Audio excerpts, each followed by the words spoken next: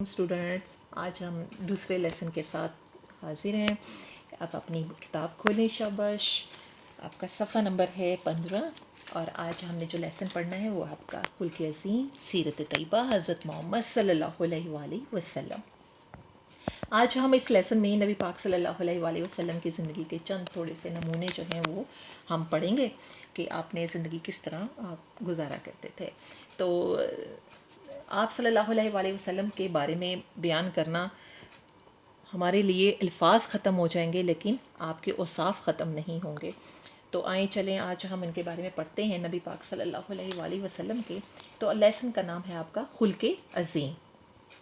خلق عظیم کا مطلب کیا ہوتا ہے؟ خلق عظیم کا مطلب ہوتا ہے اعلیٰ اخلاق، یعنی بلند اخلاق والے۔ اور جب ہم خلق عظیم کا ذہن میں لفظ لاتے ہیں تو ہمارے ذہن میں ایک ہی ہستی آتی ہے، اور وہ ہستی ہے ہمارے پیارے نبی حضرت محمد صلی اللہ علیہ وآلہ وسلم کی۔ آپ صلی اللہ علیہ وآلہ وسلم جو تھے وہ ایک اعلیٰ اخلاق کے درجے پر فائز تھے۔ آپ صلی اللہ علیہ وآلہ وسلم کی جو تھے وہ بلند اخلاق، رحیم، شفیق تھے۔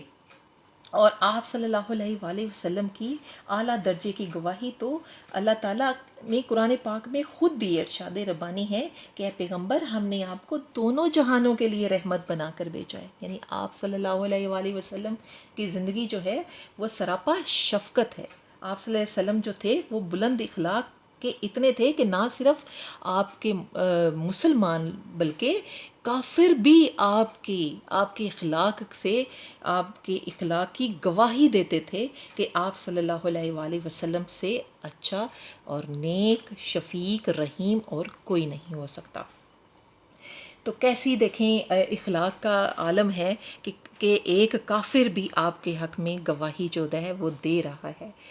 تو آپ صلی اللہ علیہ وآلہ وسلم حضرت محمد کی زندگی کامل نمونہ۔ آپ یہ دیکھیں کہ نبی پاک صلی اللہ علیہ وآلہ وسلم کی زندگی جو ہے وہ کامل نمونہ اس طرح ہے کہ آپ صلی اللہ علیہ وآلہ وسلم نے جو قرآن میں جو کچھ بھی اللہ تعالیٰ نے فرمایا ہے، جو کچھ بھی آپ نے اس کو عملی طور پر آپ نے اس کو ہمیں کر کے دکھایا۔ گویا آپ قرآن ناطق ہیں، یہ بولتا ہوا قرآن ہے۔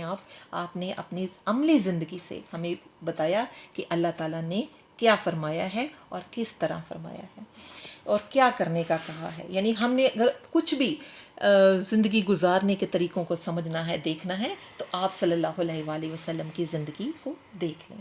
دنیا و آخرت میں کامیابی کی ضمانت، یعنی اگر ہم مسلمان جو ہیں، اگر ہم چاہتے ہیں کہ ہماری جو زندگی ہے اس میں دنیا میں بھی ہمیں آباد ہم رہیں اور آخرت میں بھی ہمیں کامیابی کی ضمانت ملے، تو اس کے لیے ہمیں نبی پاک صلی اللہ علیہ وآلہ وسلم کے نقش قدم پر چلنے کے لیے اور ان کے اسوہ حسنہ کو اپنانے کی کوشش کرنی چاہیے۔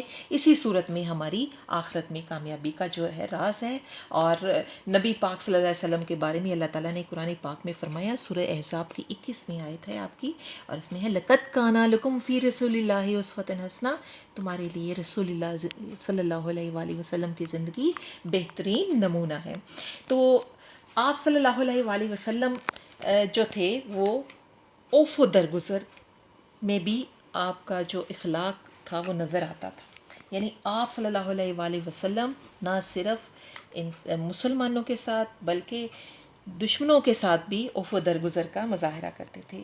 آپ یہ دیکھیں نبی پاک صلی اللہ علیہ وآلہ وسلم کی وہ ہستی ہیں کہ جنہوں نے اپنے چچا حضرت حمزہ رضی اللہ تعالیٰ عنہ کے قاتل وحشی کو بھی معاف کر دیا، اور وہ آپ کے حسن سلوک سے مسلمان ہو گیا۔ اسی طرح جب آپ مکہ فتح کرنے گئے تو وہی لوگ جنہوں نے آپ کا جینا حرام کر دیا تھا، طرح طرح کی آپ کو اذیتیں دی تھیں، آپ صلی اللہ علیہ وآلہ وسلم نے ان سب کو معاف کر دیا اور سب سے کہہ دیا کہ جاؤ تم آزاد ہو۔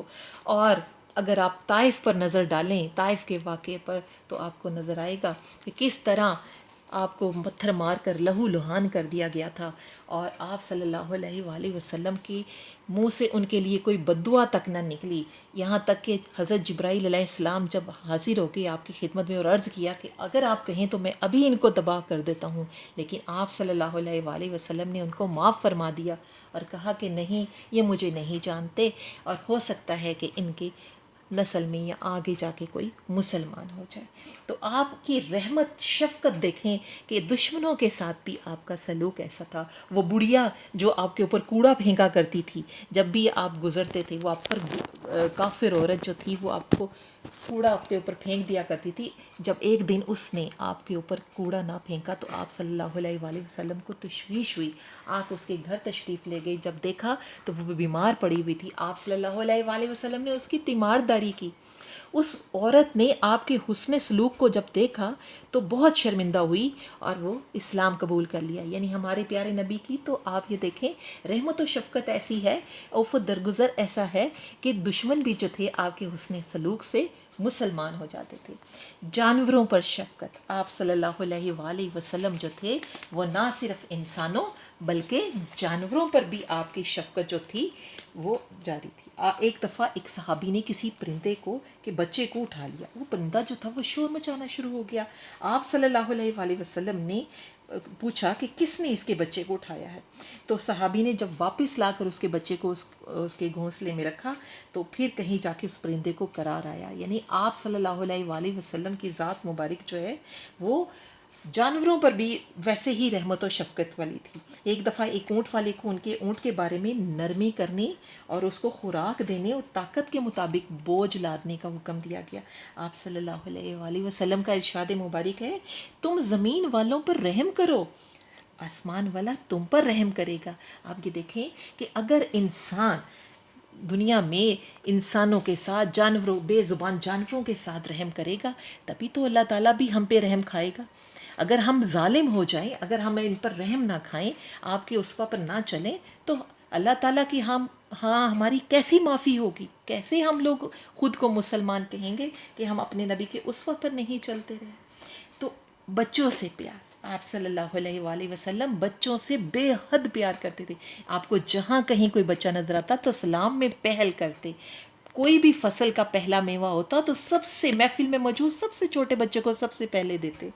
ایک بار رسول اللہ صلی اللہ علیہ وآلہ وسلم نے حضرت حسن رضی اللہ تعالیٰ عنہ کا بوسہ لیا، پیار کیا انہیں، تو پاس ہی ایک بدو اقرا بن حابس بیٹھا تھا۔ اس نے آپ صلی اللہ علیہ وسلم سے فرمایا کہ میرے تو 10 بچے ہیں لیکن میں نے ان میں سے کبھی کسی کو پیار نہیں کیا۔ رسول اللہ صلی اللہ علیہ وآلہ وسلم نے اس کی طرف دیکھ کر فرمایا، جو شخص رحم نہیں کرتا اس پر رحم نہیں کیا جاتا۔ آپ نے فرمایا کہ جو شخص ہمارے چھوٹوں پر رحم نہیں کرتا وہ ہم میں سے نہیں۔ آپ یہ دیکھیں چھوٹے بچے معصوم ہوتے ہیں، ان کے دل جو ہوتے ہیں شفاف آئینے کی طرح ہوتے ہیں۔ اگر ہم ان کے ساتھ اچھا سلوک نہیں کریں گے تو ہم ظالم کہنا، ظالم کو انسان کو اللہ پسند نہیں کرتا۔ تو اگر ہم چاہتے ہیں کہ نبی پاک صلی اللہ علیہ وآلہ وسلم کے اسوہ حسنہ پر چلیں تو ہماری زندگی کی کامیابی کی ضمانت ہوگی، اور ہمیں چاہیے کہ ہم آپ صلی اللہ علیہ وآلہ وسلم کے اسوہ کو اپنائیں اور اپنے آپ کو ایک اچھا مسلمان ثابت کریں اور اپنی آخرت کی ضمانت، کامیابی کی ضمانت بھی بنائیں۔ اور اسٹوڈنٹس، آپ کو انشاءاللہ یہ لیسن سمجھ آ گیا ہوگا۔ آپ نے اس کے مشقی سوال 1 سے 4 تک آپ نے کاپی پر کرنے ہیں اور اس کا 5واں سوال آپ نے کتاب پر کرنا ہے۔ اور اگلے لیسن تک کے لیے اللہ حافظ۔